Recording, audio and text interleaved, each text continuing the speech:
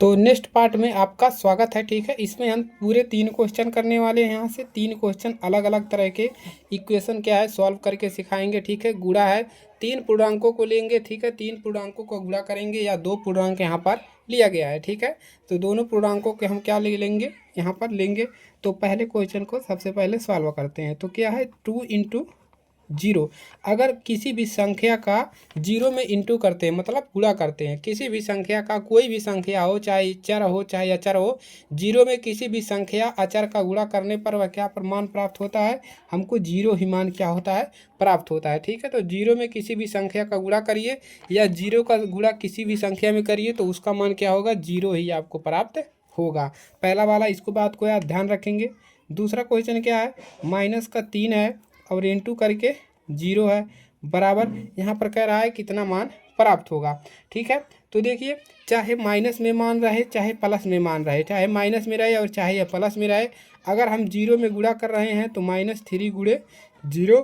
तो अगर हम 0 में इंटू कर रहे हैं, किसी भी संख्या का माइनस हो या प्लस हो, किसी भी संख्या का 0 में अगर गुणा करते हैं तो उसका मान हमेशा कितना मिलता है, 0 ही प्राप्त होता है। तो आंसर कितना हो जाएगा, 0। तो तीसरे क्वेश्चन की तरफ चलते हैं अपने।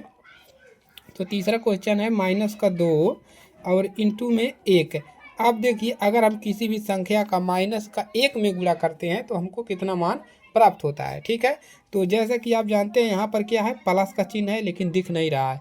तो प्लस माइनस से होता क्या है, माइनस होता है। ठीक है, तो 2 इंटू 1 यानी कि 2, माइनस का कितना मिल गया, आंसर 2। अगर हम -1 गुणे 2 करते हैं तो भी हमको कितना मान मिलता, तो भी हमको माइनस का 1 ही आंसर यानी कि -2 ही आंसर प्राप्त होता है। तो इस प्रकार से आपको किसी भी संख्या का 0 में गुणा करने पर 0 मिलेगा और 1 में गुणा करने पर आपको क्या मिलेगा, उतनी ही संख्या मिलेगा जितनी संख्या से गुणा कर रहे हैं। और अगर प्लस का गुणा कर रहे हैं किसी भी संख्या में, 1 में प्लस का गुणा कर रहे हैं तो आपका मान प्लस में ही आपका मान प्राप्त होगा। तो इस बातों को आपको ध्यान में रखते हुए चलना है।